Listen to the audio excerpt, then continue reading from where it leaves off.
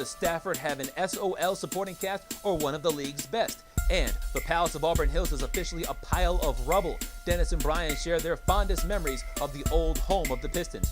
Join the conversation by commenting live on YouTube and Facebook Live.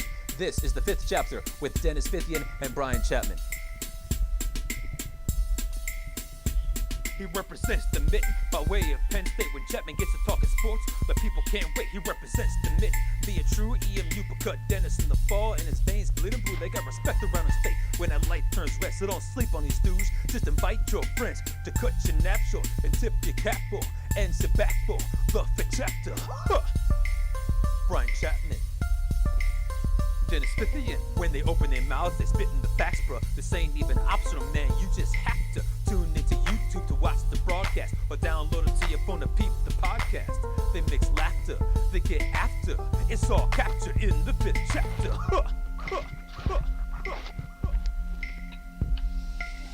That's right, and welcome to the Fifth Chapter. I am Brian Chapman. He is Dennis Fithian, and as you can see right there, we've got another still life edition of Dennis.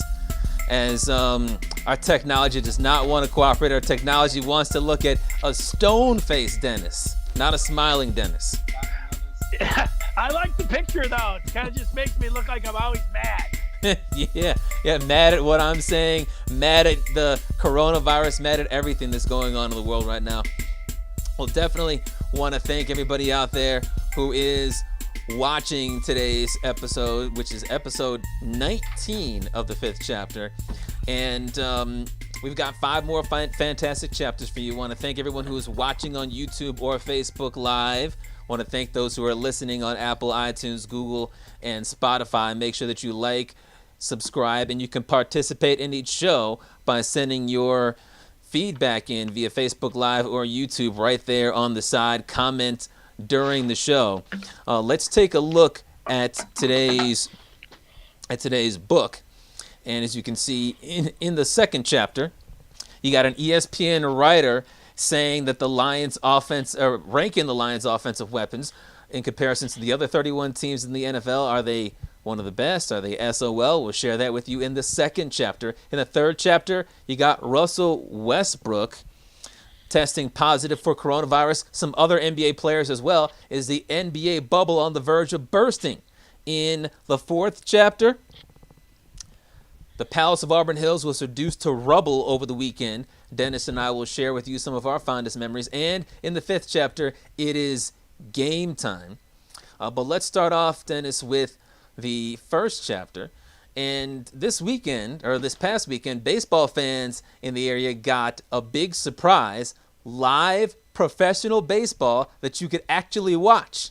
And I'm not talking about the Korean Baseball Organization, games that you refuse to watch, but I like to watch at least in the background. I'm talking about games that mean nothing. Tigers intrasquad games. Team Miggy versus Team Stu. Team Miggy versus Team Maben. Orange versus White. The Tigers started airing their practice games on MLB.com and I believe Fox Sports Detroit's website beginning Friday, or actually Saturday. They only play about 5 to 7 innings per game. Sometimes there's 4 outs in an inning. Sometimes there's 3. I saw in yesterday's game there was a 1-out inning. But at least you get to see the Tigers in action, even if it's just practice. Dennis, people want to know whether you watched and what your takeaways were from those intra-squad games. I did watch. I watched both Saturdays and Sundays. I wasn't there for the beginning of both of them and all the way through, but I did watch a lot of them. It was nice. I was sitting outside, and it started up around noon, and I just sat back and watched Dan Dickerson and Dan Petrie call the game on Saturday. The first couple things that jump out is you look into the stands. All right, yeah, there's nobody there, but the mics, man, the crack of the bat is so much louder. I mean, it's reverberating in Comerica Park, and then you hear the voices of the guys in the dugout, which is it's a little strange. And there was no umpire there, and they've got that little awning out in the bullpen area, so they can spread the players out when the games start. Other than that, you don't take much out of spring training. The first game, I don't remember who it was, but he wanted to see a lot of curveballs. So, Zimmerman's, throwing him over some curveballs and things like that and getting rocked. And then he settled down and actually pitched okay. But I thought there was a couple things that if, over the 2 days to get a little bit excited about if you're a Tigers fan. And one of them was the catch by Riley Green. That was pretty awesome, where he went over and robbed a would-be home run. Actually, we can share that with the viewers out there. I've got that video loaded up here. Is exactly how that transpired, and no surprise, the guy on the mound for the Tigers at the time was, well, Gregory Soto. But here is how that went down just yesterday. 1-2 to Chrome. Reaches down and pokes it to left. That is big-time strength, and that is a big-time play by Riley Green. He robbed Crone of a homer. Unbelievable play by the Detroit Tigers 2019 first-round pick. Yeah, number 5 overall. You love to see that. I mean, going over there and bringing it back. I mean, that's pretty exciting if you're watching just an inter-squad game. That was good. And also Casey Mize, man, he has come out strong. And you know what? I don't think he's going to be with the starting rotation. I think that they'll wait, 10 games or so. But you know what? If he's pitching the best, put him up there and put him in. You know what? There might have been a small glimmer of that when the story with Matthew Boyd, how they don't have him in line that he would pitch a week from Friday when the Tigers are going to open up in Cincinnati. So I don't know what they're going to do there. Maybe it would be Fulmer. It doesn't look like it would be Boyd. I don't know. But you know what? If Casey Mize is one of the best 5 starters on this team, get him in there, get him up on the horse, and let's go. If he's the top guy, let him be the opening day starter. Let's do it. Yeah, I haven't seen Casey Mize pitch. I don't think he pitched at all this weekend. But there was at least some Twitter hype, I believe on Thursday or Friday when he last pitched, when he struck out Miguel Cabrera. I think it might have been on 3 pitches. I did see that earlier today, actually within the last hour or so, and I can actually put this tweet up on the screen as well. It's from Rod Beard of the Detroit News. He typically tweets about the Pistons, but he's been covering the Tigers a little bit lately.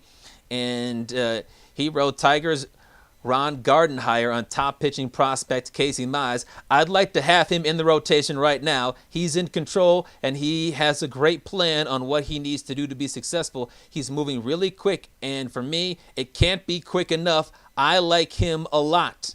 So does that mean that he's going to be the opening day starter? Probably not, because Ron Gardenhire loves going with his BFF Jordan Zimmerman just because he's a veteran. But if he's saying publicly that he'd like him up there right now, that says to me that, especially when the rosters are at 30 to start the season, especially when you're going to be using pitchers, more pitchers at the start of the season, because instead of having them go 7 innings, if they're a horse, you might have them going 5 innings. You're more likely to do some piggybacking. I wouldn't be surprised if Mize keeps on pitching this well.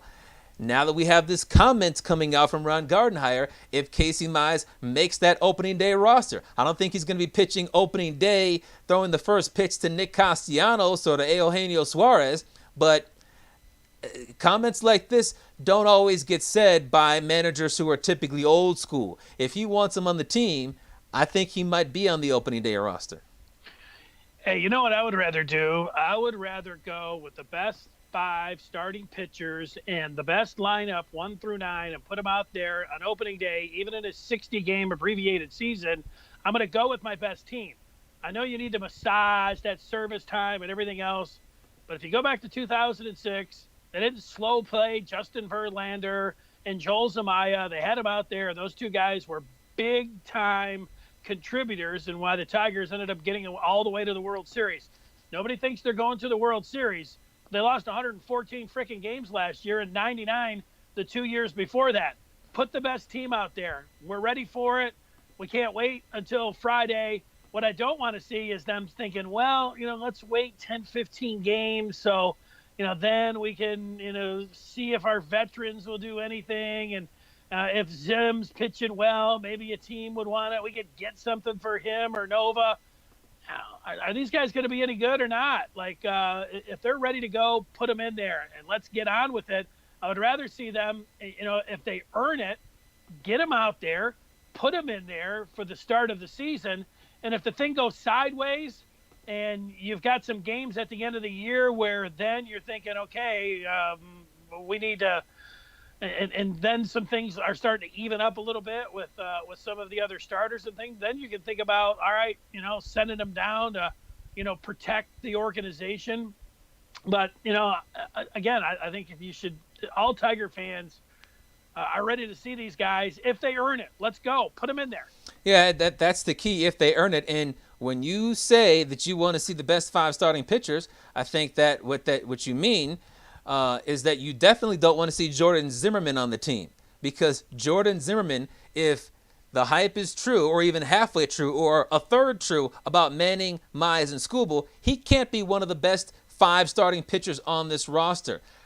Jordan Zimmermann, I was able to see him pitch. He was either on Saturday or Sunday. He looked awful, as he has for the majority of his Tigers career. I get that they might be working on things, but one of the things that they got to be working on is getting themselves ready for the start of the season.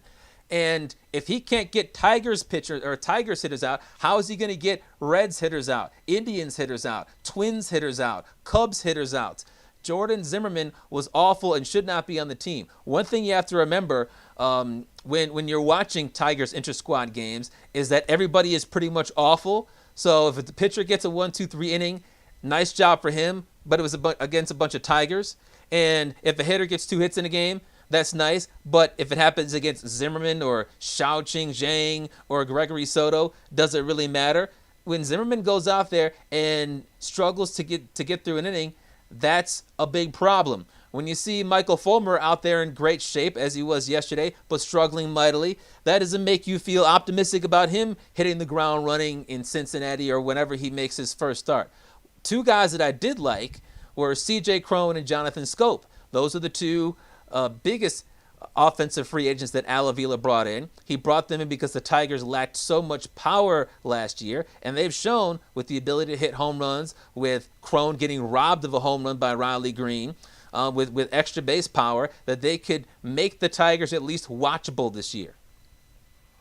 Yeah, that's right. And I think the thing about Zimmermann, don't put him out there just because he has a big contract or he's a veteran, or you're just hoping beyond hope that you might be able to pick up some kind of piece for him if he goes out there and, throws a couple good games and, you're feeling like you can deal him.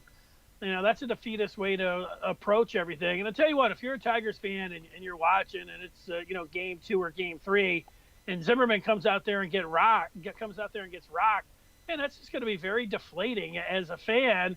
And it's one of those things you're thinking, wow, man, do these guys in the minors really suck? I mean, what are we doing? It really does seem like the time.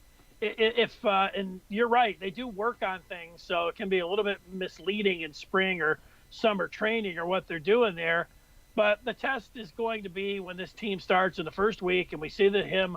I don't want to hear about, well, he's got to go a few times through the rotation. I mean, it's just a 60-game sprint, No, he doesn't. 1 start's, worth 3. Mm-hmm. So if you come out and crap the bed in the first one, that should be it for Zimmermann. No patience. Tiger fans should have no patience with Jordan Zimmermann or Ron Gardenhire being on a Zoom afterwards, talking about, well, we got to stretch him out, and, he had a little neck pain. That's what we've been hearing for the last 4 years. Yeah, he's going to have neck issues. That's just what happens. Spencer Turnbull pitched as well over the weekend. Through 8 hitters, he looked like he was a Cy Young candidate. And then, as we see with a lot of poor pitchers, the second time through the lineup, he was awful. After he got that second out of his 3rd inning, he looked like he looked many times last year. I'm not buying into some of the quote-unquote hype that we've been getting around Spencer about Spencer Turnbull. But one thing that I found interesting, last week, while listening to the Fangraphs Effectively Wild podcast, Anthony Fennick was their guest. Anthony Fennick of the Detroit Free Press, fake news reporter. And he said what I thought were 3 very interesting things. First of all, and really he sounded very optimistic about this team that was 47-114 last year. First, he said that if the Tigers played 162 games, they would have gone 70-92. So he was thinking a 23-game improvement. Second, in the 60-game season, he thinks they'll go 25-35. Third of all was this comment that he just kind of snuck in there while talking about Spencer Torkelson and about how much longer the Tigers' rebuild will last. Here is what he said on the podcast. Know about all the top pitching prospects, but offensively, the impact just isn't there. And a guy like Torkelson, who is considered a very advanced hitter for his age, I mean, that he's not even 21 yet, so you put him in. If he can advance to catch up with the arms, with the Mises, Mannings, Scoobles of the world, I think the Tigers should be in a very, very good position, especially since they have another kid named Riley Green.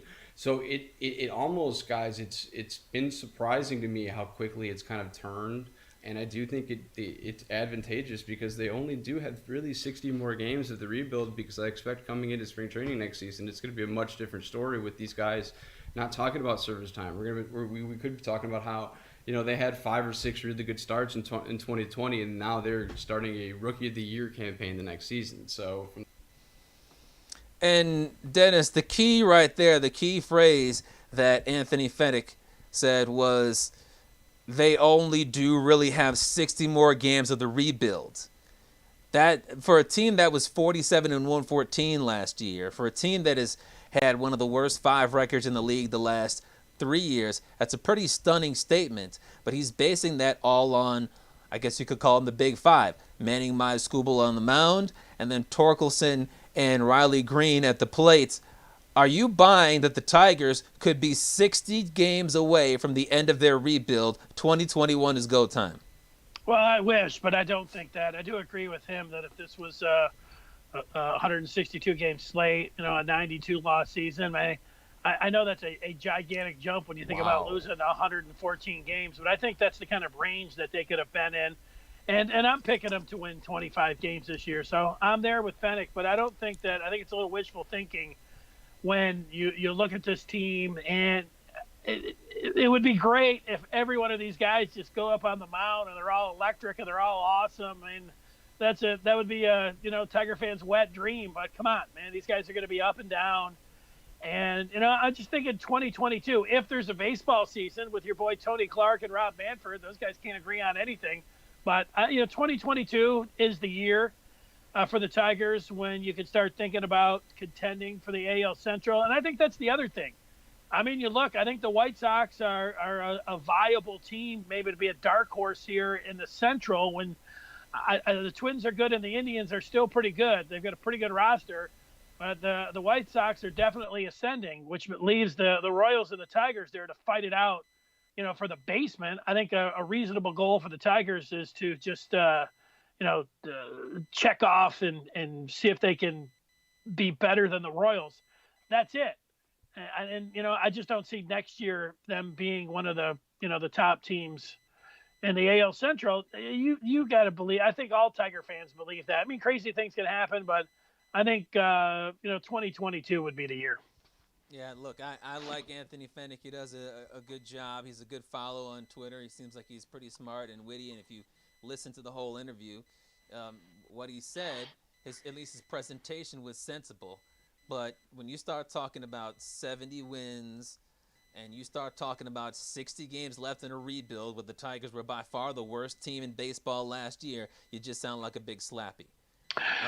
And like I get that he didn't have like the energy of a slappy, and he was saying print your World Series tickets for 2021, or the Indians and the Twins, the Tigers going to be breathing down their neck. But when you say the rebuild is only 60 games away, that means you're talking about contending. The Tigers aren't going to even contend for 500 next year. We're talking about, in terms of the 5 guys that he mentioned, 5 players who have never played in a Triple-A game. Torkelson has never played in a professional game. Riley Green has never played in an advanced A game. And we're going to go from where the Tigers were to believing in these not even Triple-A level players, at least last year. I couldn't disagree with Anthony Fenech more. And let's also not forget, Al Avila is an atrocious general manager. Just because there are some prospects that you can believe in now over the last couple of years doesn't mean that all of a sudden he should not be fired. Al Avila got to this point by pulling off a horrendous trade after horrendous trade after horrendous trade,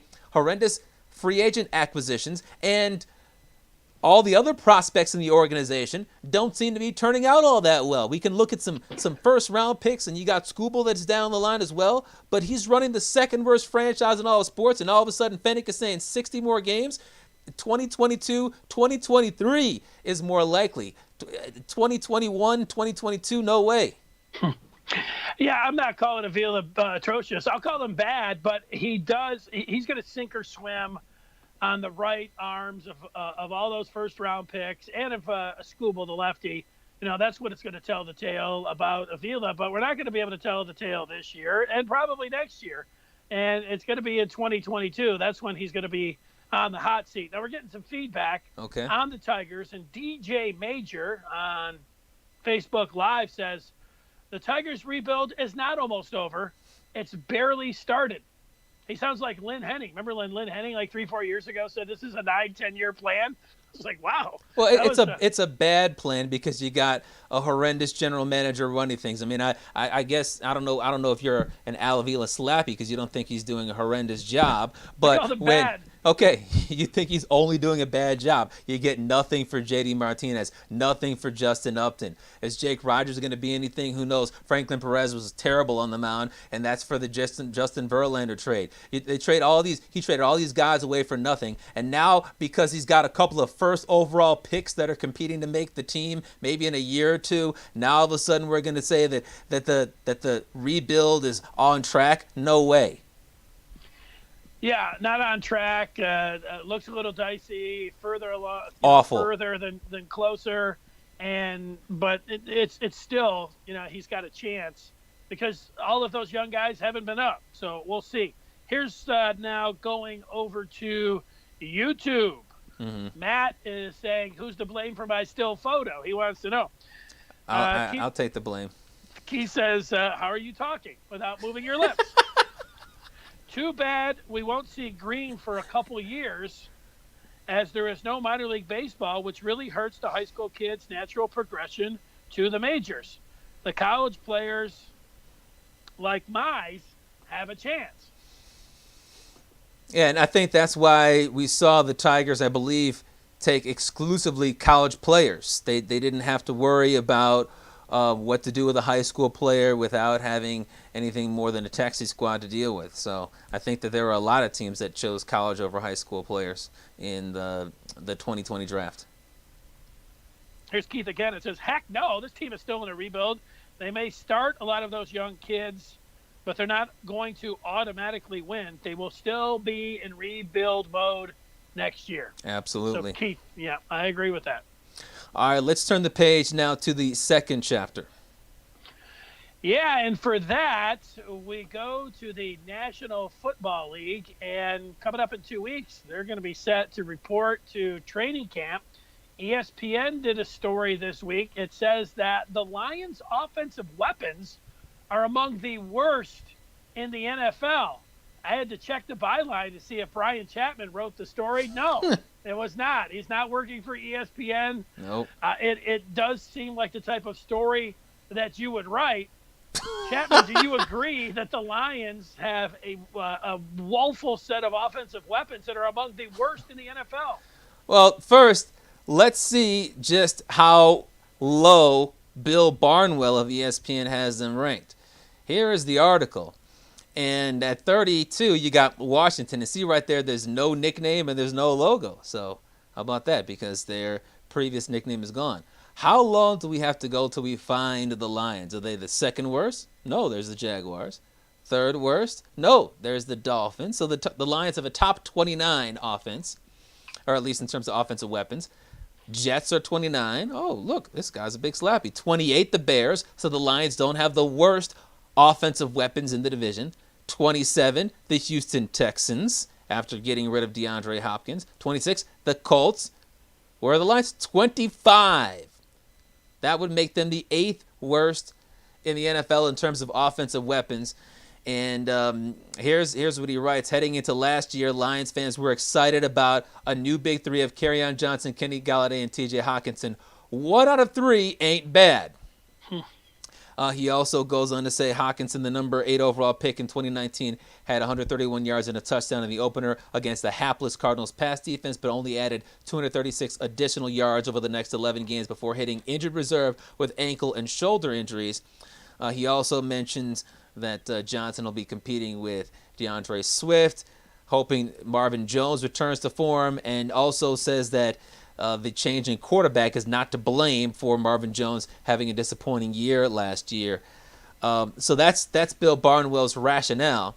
And when I see that, I think that it's about right to have them with the 25th in the NFL in terms of best offensive weapons. I look first at the wide receiver position, and before I look at that, I look at the entire offense and I say, is there any elite talent? Not Pro Bowl, but elite talent. And I say no. And then I say, well, do they have any Pro Bowl talent? And they have one borderline Pro Bowler in Kenny Galladay, who backed into the Pro Bowl, which is the very definition of being a borderline Pro Bowler. No other wide receivers, tight ends, or running backs qualify as being even borderline Pro Bowlers. So you can't possibly be in the top half of the NFL if your best offensive weapon is a borderline Pro Bowler, and you probably shouldn't be in the top 20 either. Marvin Jones is a good wide receiver who's been injured the last 2 seasons. Amendola turns 35 during the season, only had 1 touchdown, but he's a solid number 3. So their wide receivers, you could say, average to above average. Hockenson did nothing after the first game and then missed the last month. Their other tight ends are scrubs.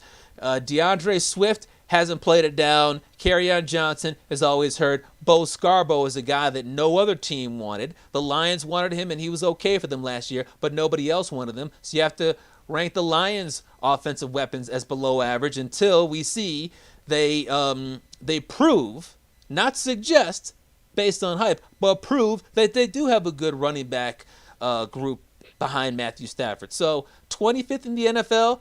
Could they be 23, 22, perhaps, but somewhere in the 20s, I think that makes sense. Look, if we're talking about the line play, the Lions are in the lower third. If you start talking about their front 7 on defense, yeah, they're in the lower third. But when I look at the Lions wide receivers, I think it's clear that they have the best group of wide receivers in the NFC North. And I think they're definitely in the top 10, just talking about the wideouts now, in the entire NFL. Now, Hockenson, after he blew up in the first game, the first-year tight ends, it's really going to be the key here. Can we expect him to take a gigantic leap in the second year? I don't know. Like Jesse James, I was expecting a lot more for him. So the tight end position is really key here. But you know what? Kerryon Johnson's a really good running back, and DeAndre Swift could be the best out of all the backs. I mean, he was taken second and out of running backs in the draft this year. We saw what he did at Georgia. I mean, that's a good, very good 1-2 punch. I think that they're selling Galladay a little bit short there.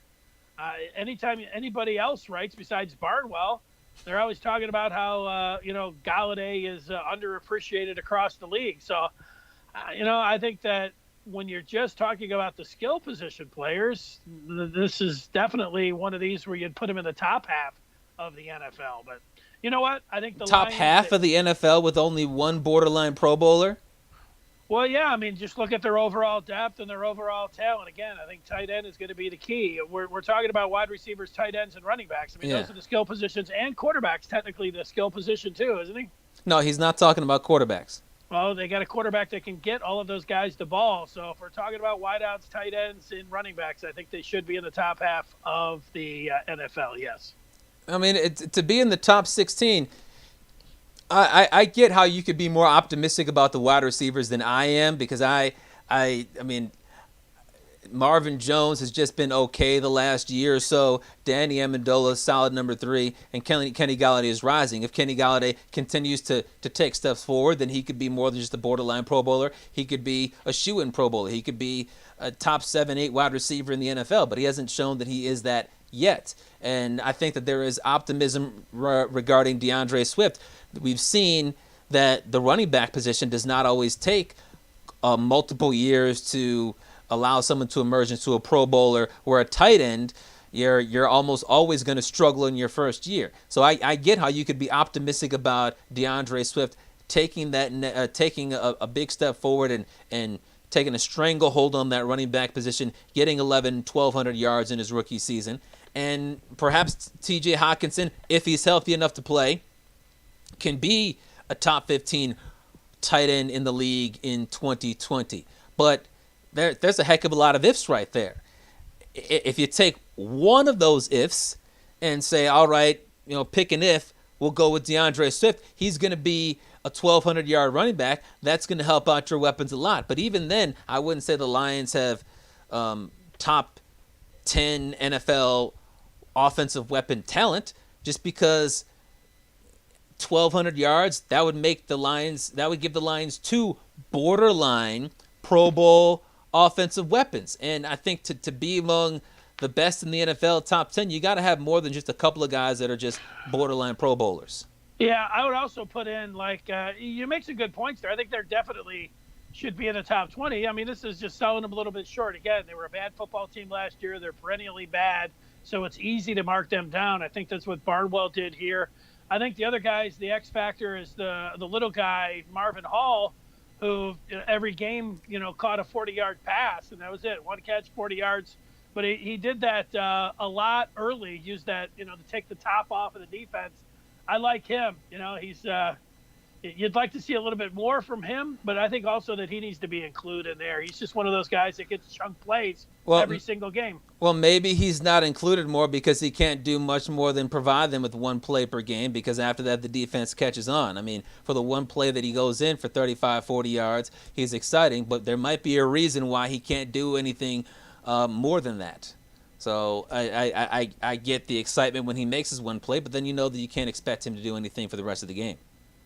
All right, we are getting some feedback on this, and let's go to Keith, who says, I hate the Lions, but that is a dumb statement, as the running backs, if Kerryon can stay healthy, could be special, and Galladay, Jones, and whatever other wide receivers step up, and the tight ends could step up. I would rank them somewhere in the top 20. I don't know what statement he said that I thought was dumb.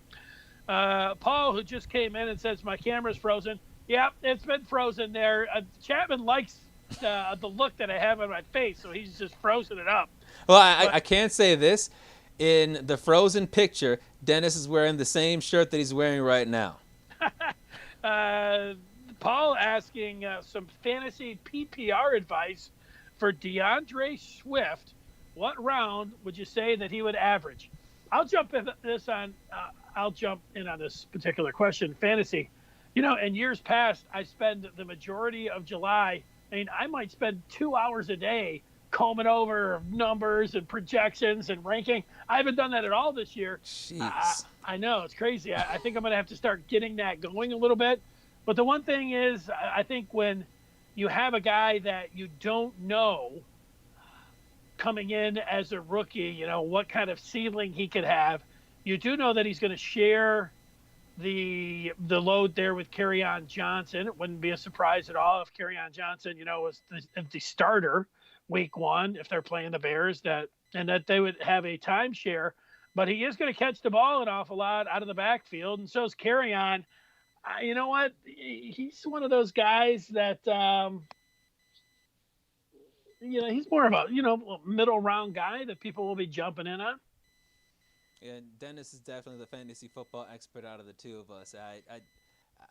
I certainly wouldn't pick a rookie running back who's not looking like the next Saquon or the next Ezekiel Elliott or the next Dalvin Cook, with 100% certainty in one of the first couple of rounds. But one thing you have to consider is that running backs have been so valuable in fantasy football over the last couple of years.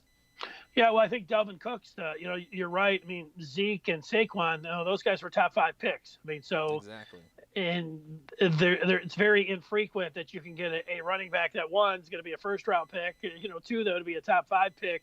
But then when you look at fantasy football, a running back that's not sharing in a timeshare at all. And, Zeke and Saquon, I mean, those guys are out there, they're getting 95% of the snaps. So that is very, very rare.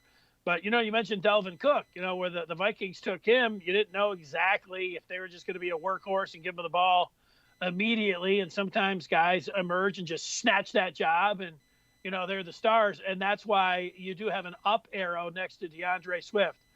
Clyde Allaire got taken by the Chiefs, and I would take him. I mean, he'd be a first-round back, thinking about the offense that he is in with the Chiefs. But, the second back off the board in the NFL draft was DeAndre Swift, and the Lions, they could have a top 10 offense this year. I mean, they could. I know that's what we've been talking about, the skilled players here. You remember – you look at some of the numbers, not last year, but the year before that, they, this was an offense that did rank in the top half passing offense. They just had a beleaguered running game. They've been throwing a lot at that. So, I'm expecting that the Lions have a top 10 offense. I hate to sound like everybody in the NFL that is all about, Stafford's yards per attempt and his air yardage and everything else and what he was doing through the first 8 games. But the offense was clicking a little bit there before the back injury took him down. It was certainly better because he couldn't have gotten worse with the backup quarterbacks they were throwing out there, David Blau and company. All right, I think 3 years ago the offense was the one that I think 2 years ago that was the terrible season that Stafford had. So, yeah, the offense wasn't any good that year. All right, let's turn the page now to the third chapter, and that takes us to, well, you knew we had to get to the coronavirus at some point, and here it is. There is some good news about the coronavirus because earlier today we found out that the drug company Moderna is going to begin phase 3 of their vaccine trial later this month. So for all the people that are waiting for the vaccine, which I would assume is everybody, phase 3 means thousands of people are going to be vaccinated. They'll see if it all goes well. And if all does go well, they plan to release the vaccine at the beginning of the year. And they want to produce 500 million to 1 billion doses beginning in 2021. But the next step is phase 3. Here's the bad coronavirus news that relates to the sports world. Everybody, of course, wants sports to come back. Even people like me who believe that we don't deserve sports because of how reckless we have been as a country in handling this coronavirus pandemic. But we want sports to come back, and we're looking at this NBA bubble in Florida, which is the biggest coronavirus hotspot in the country, one of the biggest in the world, and we're hoping they can finish the season there. They've got an 8-game regular season for the 22 teams that qualified, and then they've got the playoffs. Yesterday, we got some bad news about the return of the NBA. Here's a statement released by the NBA and the NBA Players Association. Maybe you could say that it was bad news that was expected, but it says, of the 322 players tested for COVID-19 since arriving on the NBA campus July 7th, 2 have returned confirmed positive tests while in quarantine. Those players never cleared quarantine and have since left the campus to isolate at home or in isolation housing. Since July 1, during in-market testing, 19 NBA players newly tested positive. These players are staying in their home markets and recovering until they are cleared under CDC guidelines and NBA rules for leaving home isolation and joining the campus. So they're not calling it the bubble, they're calling it the campus.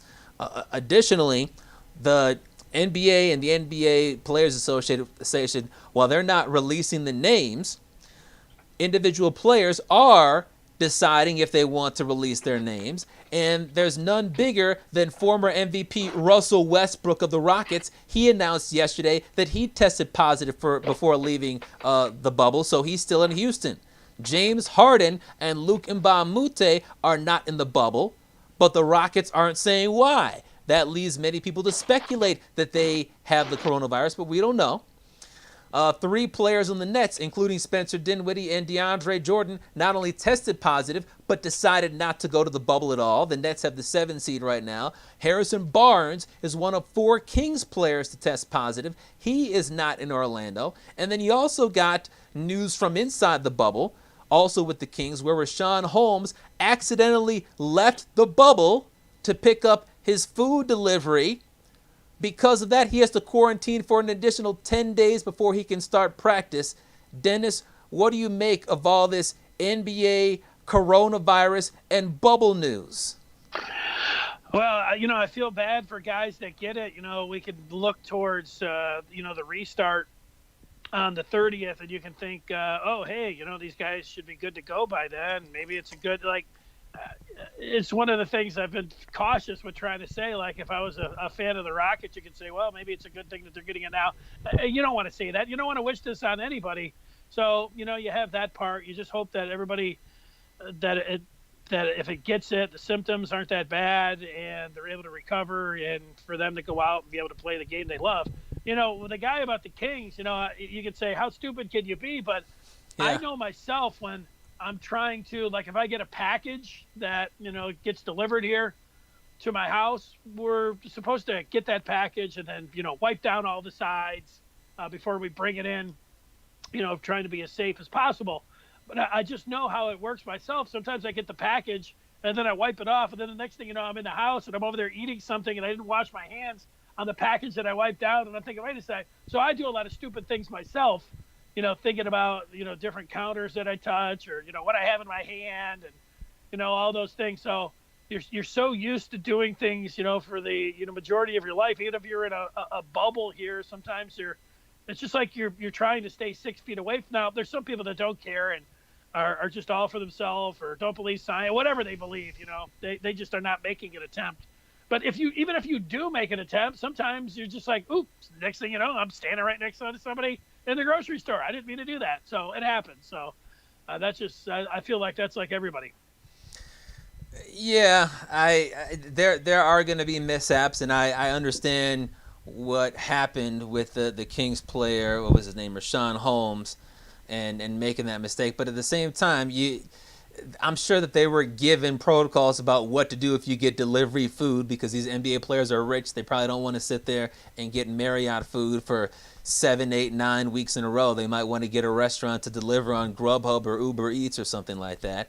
But it was a stupid decision. Luckily, he's a no-name player. I just heard about him for the first time earlier today, so the Kings are not going to miss him. But when I look at all this information, I just say to myself, we're not going to finish the NBA season. It's not going to happen with this bubble. If someone is breaking the perimeter, they have to spend 10 days in quarantine. They're testing all the time. President Trump always says, hey, the only reason we have cases is because we have tests. Well, the NBA is testing all the time. They're going to have cases. Now, people are going to have coronavirus whether they test or not, but because they test, people are going to test. Some are going to test negative, and then they're going to have to quarantine, and it's going to cause, I think, a big disruption to the season. Just look at the Rockets for right now. You can say, well, it's good that Westbrook has it right now. Maybe James Harden has it. If so, it's good that he has it right now so that by the 30th they can be 100%. But some folks need more than 2 weeks to test negative, and I think they have to test negative twice. Additionally, if they don't come back until the 27th, they're going to be rusty and not have as much chemistry with their teammates as they would have had if they had come back. They're the 6th seed right now. They're only a game and a half out of the 7th seed. They're tied with the 5th, a game back of the 4th, 2.5 out of the 3rd, and 4 back of the 2nd seed. It's probably not likely that they're going to get all the way up to the 2nd seed with 8 games to go, but with a great finish, they could get to the 3rd. If they sink, they could go to the 7th, and that's all based on one very talented player getting coronavirus, and who knows what's going to happen with that. What if Kawhi Leonard tests positive for the number 2 seed Clippers, and it happens during the playoffs? They're going to get upset by a 7 seed. Things like that are going to really screw with things, and I think it's really, really difficult to assume that no matter how tight this bubble is, with the rate of infection in Florida and in Orange County where Orlando is, that you're not going to see more players test positive, coaches test positive, people that live outside the bubble but work inside the bubble test positive and bring it in there. It's inevitable. The NBA is in trouble. Yeah, I mean, it's screwy. There's so much uncertainty. We have no idea if they're going to be able to get this thing off the ground. I think that we could be sitting here. I would not be surprised if they don't even make it through these 8 games and get to the playoffs. I hope they do. I want to see them play some postseason basketball. But, yeah, I mean, do too. What you do is, I think, is you get a guy like Harden that goes down and is going to miss 2 weeks, and suddenly you start to look at the whoever, like the Greek Freak goes down. You really want to decide a championship on a COVID, and if it goes through, it could be very clumsy. So that would be really phony. It would be. So I'm just hoping for some games where we can watch and it feels like it's the real thing, and these guys can put on an entertaining product. And a lot of people just look now, and there's a lot of fun about looking at the food. And I wouldn't want J.R. Smith on my basketball team, but I wouldn't mind having him as my friend. I've determined after these last couple days, you can't trust him on the floor anymore. You could back in the day, but he looks like he'd be a pretty cool guy to hang out with, man. He's always got he doesn't know what the score is. Well, he doesn't know what the score is. He's always got his phone out. He's always got Instagram Live going. He's looking like he's pulling pranks all the time. He looks like a fun guy to hang out with. I just don't know if I'm not going to rely on him late in the fourth quarter, that's for sure, if I'm the Lakers. But I wouldn't mind if they ended up revealing the snitch line. There's a lot of people that have been hopping in there where you can call in and report something. It'd be pretty cool if that was compromised and we got to hear some of that audio, and if we could figure out the voices and what they were saying, the Greek Freaks within 6 feet of somebody. I don't know. I think that would be fun. Yeah, it would. But on one hand, I think that there are players when it comes to the snitch line who might be using the snitch line to get a competitive advantage. Like, oh, yeah, within 6 feet or stepped a toenail outside of the bubble. But on the other hand, they know that the bubble is to protect people from getting the coronavirus and bringing it inside so that they can have a season. And, just going back to the numbers in Florida, I was looking before the show, the Orlando Bubbles in Orange County, Florida, in the 2 weeks spanning June 30th to July 13th, that county had over 8,700 new cases. So you got all those nasty Rona residents running around Orange County outside the bubble, some of them going in and out of the bubble. How can we believe that the bubble is going to be Rona-free when you had over 8,700 new cases just in that county, and the numbers just keep on going up all throughout Florida? It's bad. It's not going to work out. Probably not. It's daunting. It doesn't look like it, but yeah, I understand what you're saying. It's like every sport is tenuous as we just move day to day. Couple of live chats here. This one coming in from YouTube. It is Paul who says, will high school football move to February? No. I think the last resort for college football is that they could move to March. But you know what? They could play in state. Would high school move to February? Would you be able to have enough games that could be indoors? I don't know. I said no initially, but, now that I think about it, well, could you play high school football? I don't think so. I don't think we're having high school football. Well, Big Gretch mentioned that as a possibility of moving some team sports to the fall because there's less social distancing, and then having individual sports like cross country take place.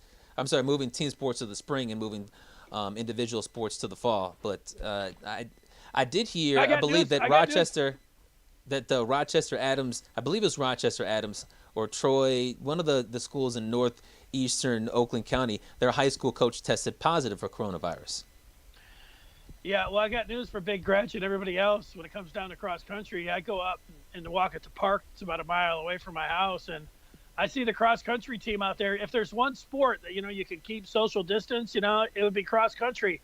But I got 15 dudes all running within probably a 10-mile radius or a 10-feet circle, like they're all clustered together and running. And I'm thinking, what the hell are you guys doing? I mean, what planet are you guys? They're trying to get the draft. They are trying to get the draft, but then afterwards, maybe it's not cross country, maybe it's track and field. They're just practicing here in the summer. But I got to, just glancing over at them, it looks like there's got to be 100 kids over there.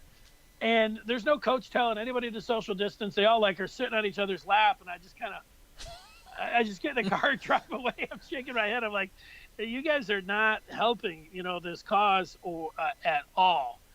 Here's a couple more live chats before we get to the next chapter. Mm-hmm.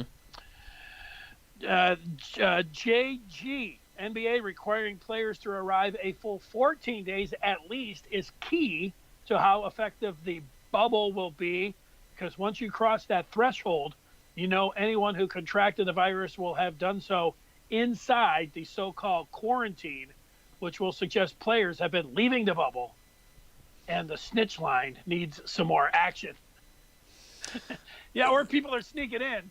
Yeah, well, and they don't even have to sneak in because employees are going to they're going to be allowed in. Additionally, I think it's important to note once again that there were 2 players who tested positive while inside the bubble. Now, according to the experts and the scientists, you could have an undetectable amount of coronavirus for, I don't know, a day or 2 before it is detectable. So could those 2 players who tested positive have already spread Rona around to a couple of other players or coaches, and they'll test positive in the next couple of days?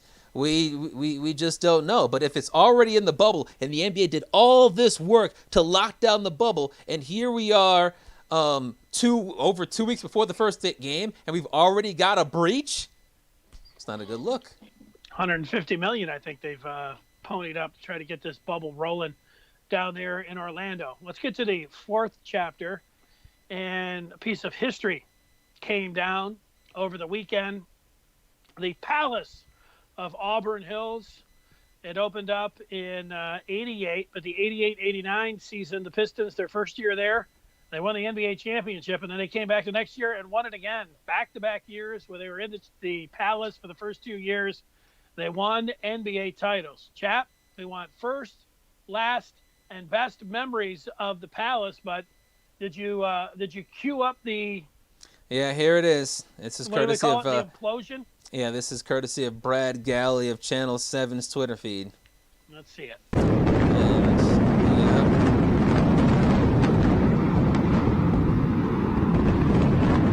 There she goes. Yeah, Palace just disappearing into a pile of rubble. And wow, at the end of the audio portion of it, it sounded like there were people cheering.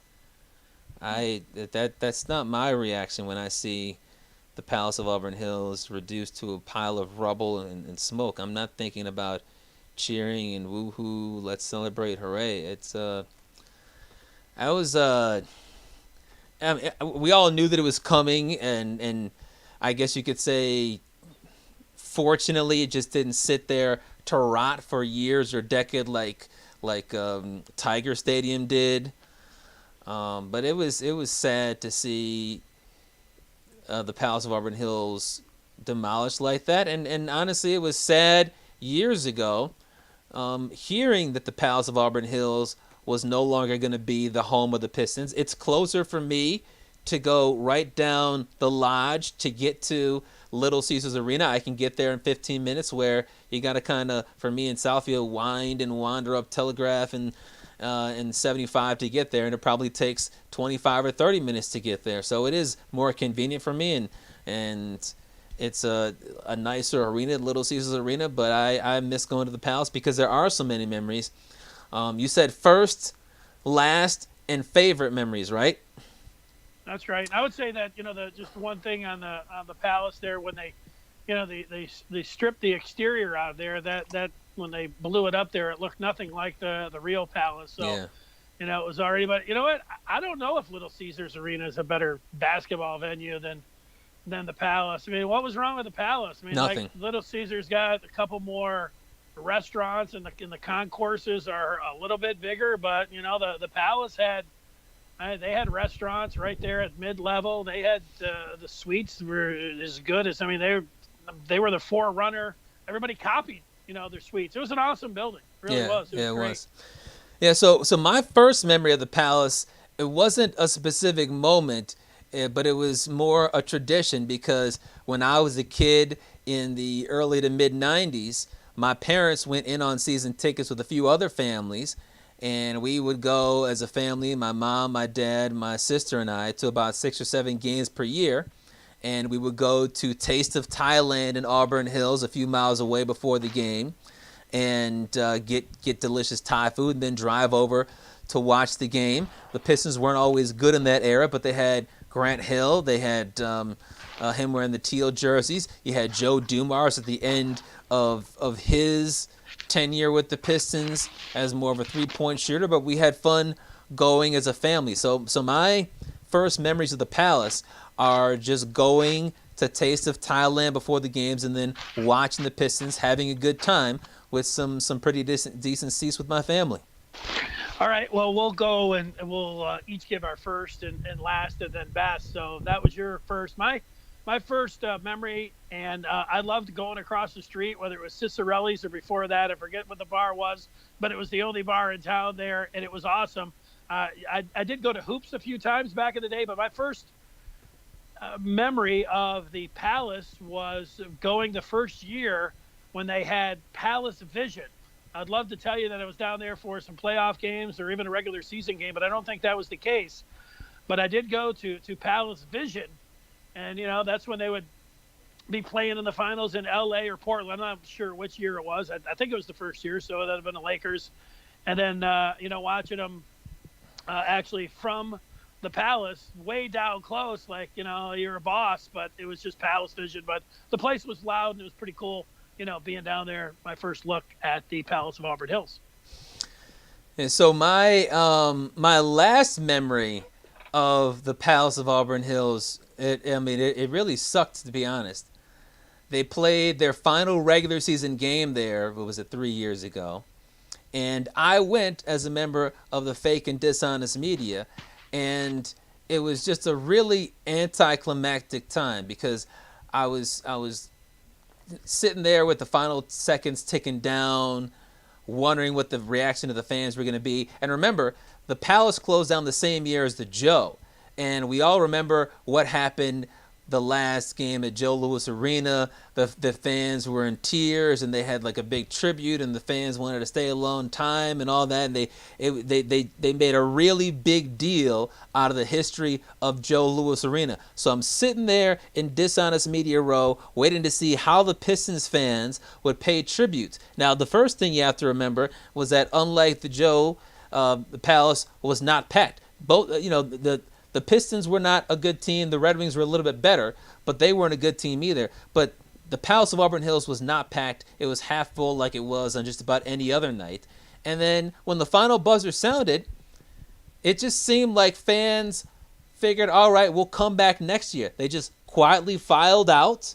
No cheers, no tears. It was like, all right, game's over. We'll see you next year at the Palace, or we'll see you next week for next week's game, even though there wasn't going to be one.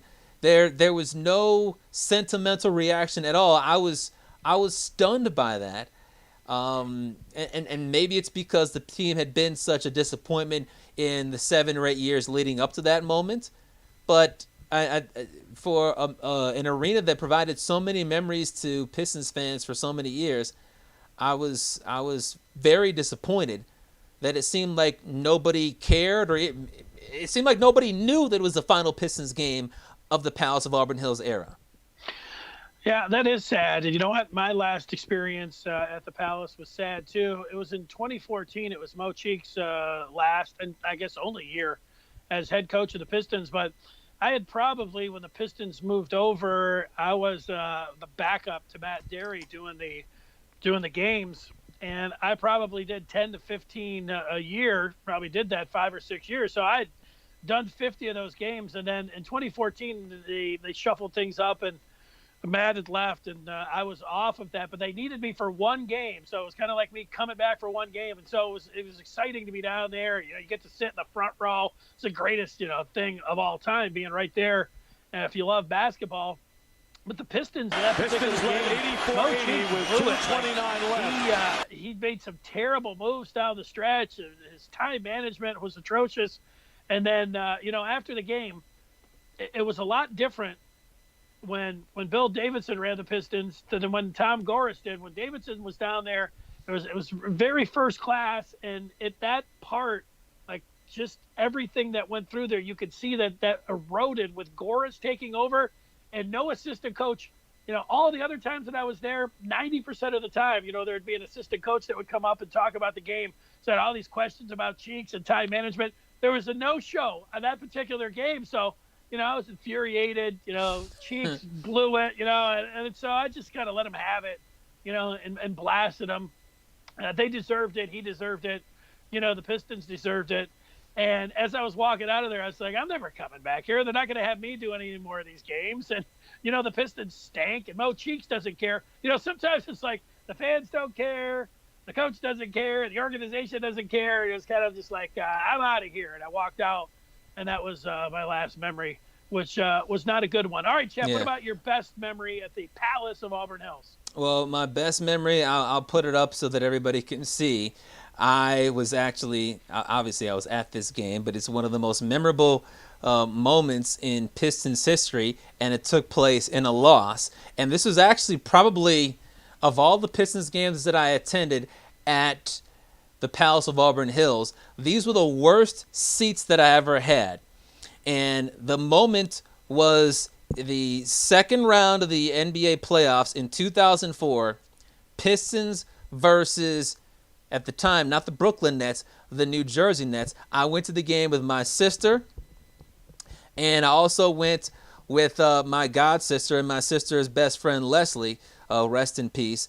We were in the nosebleed seats and we were in the absolute last row of the second deck, to the point where if I jumped up and pumped my fist, Second deck. Yes, the second deck. If I jumped up and pumped my fist, I'd hit the ceiling.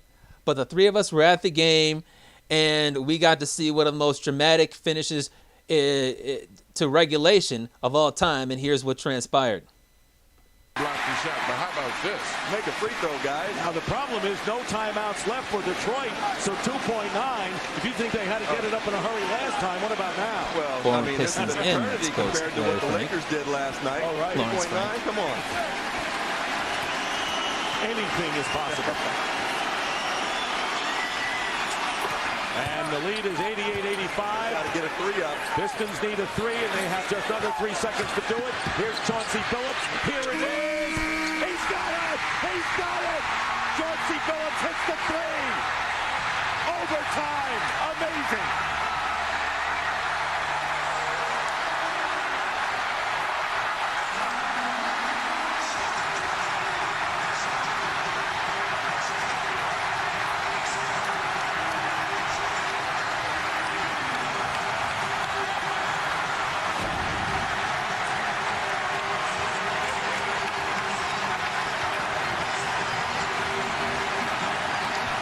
Just a wild moment in a game that the Pistons ended up losing. I think a lot of folks oftentimes forget that the Pistons didn't win that game. They just remember the Chauncey Billups shot, and I can still see it from my vantage point going in from the nosebleed seats. But it was a great memory that was ruined by Brian Scalabrine in like 2 or 3 overtimes. That's right. Scalabrine was awesome in the nose tees. Mr. Classic, Mr. Big Shot there. Gosh. That was awesome. That really was. You know what?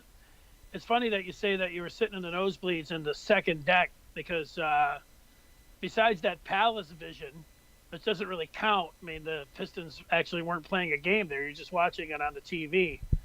I had never sat in the lower bowl in the Palace until I started working in the media. And so I went a few times, but, it's a way different type game when you're watching it in the upper deck or the second deck than it is if you get down there to the floor. But I can remember, 95 going down and getting the media seats, and you're right behind the Pistons bench, and it's just like a different world. And my best memory was when the Pistons were playing the Bulls in 95, 96 at the height of Jordan's powers. I guess 96 because he took that 95 year off.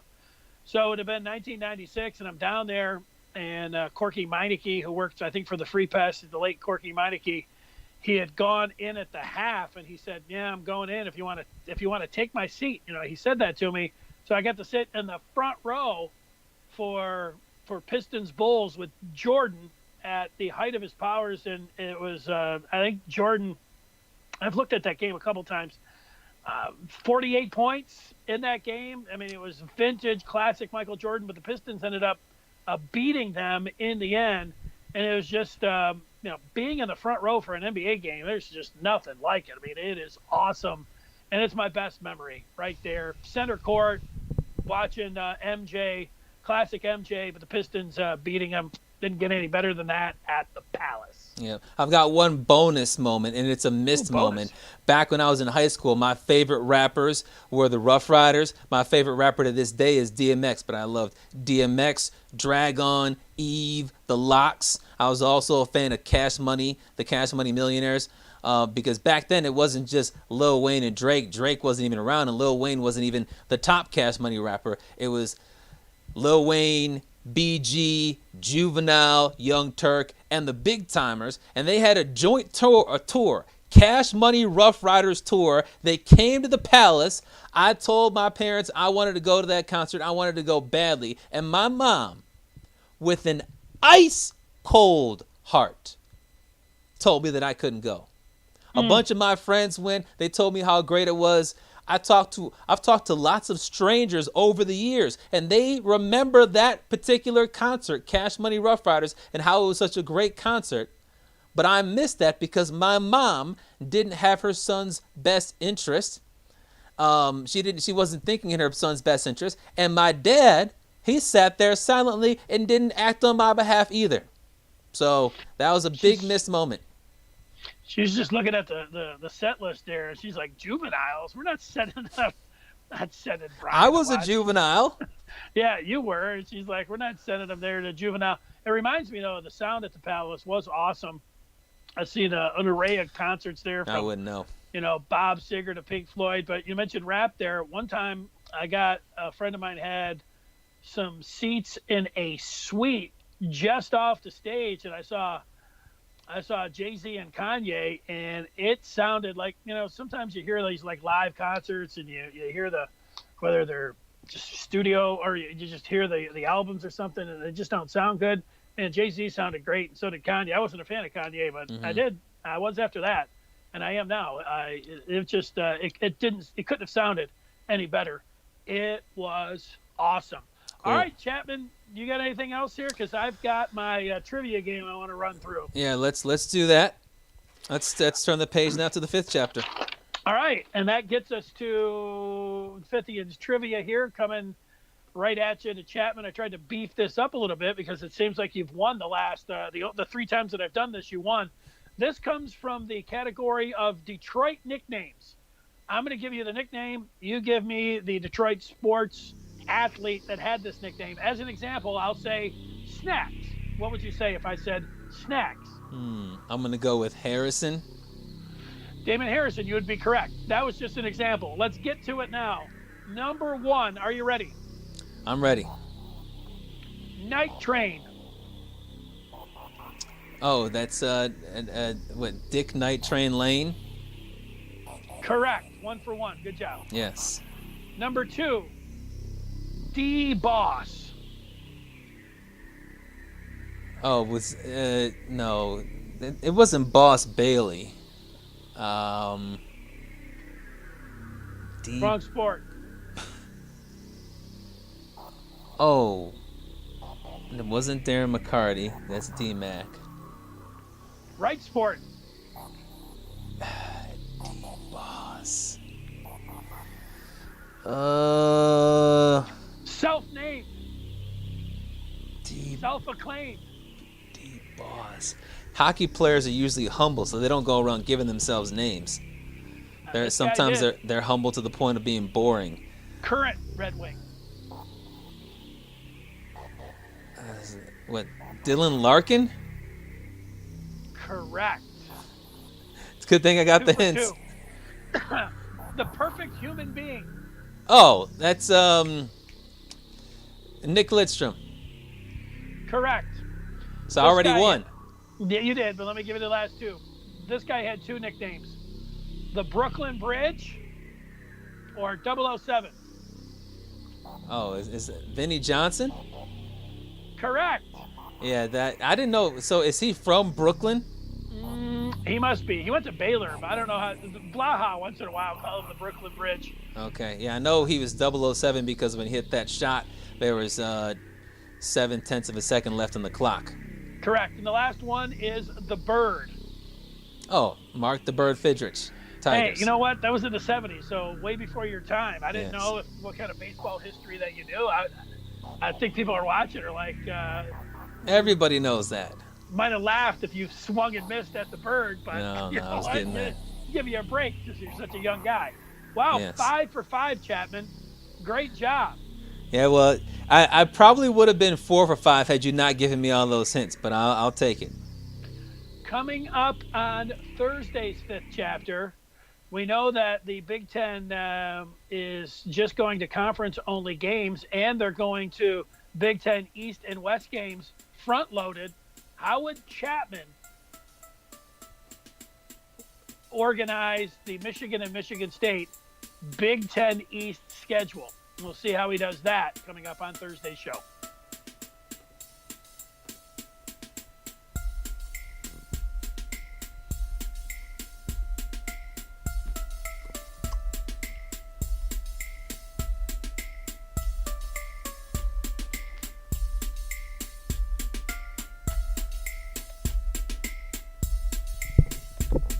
Represents the mitten by way of Penn State. When Chapman gets to talking sports, the people can't wait. He represents the mitten. Be a true EMU, but cut Dennis in the fall, and his veins bleeding blue. They got respect around the state. When that light turns red, so don't sleep on these dudes. Just invite your friends to cut your nap short and tip your cap for and sit back for the fifth chapter. Huh. Brian Chapman.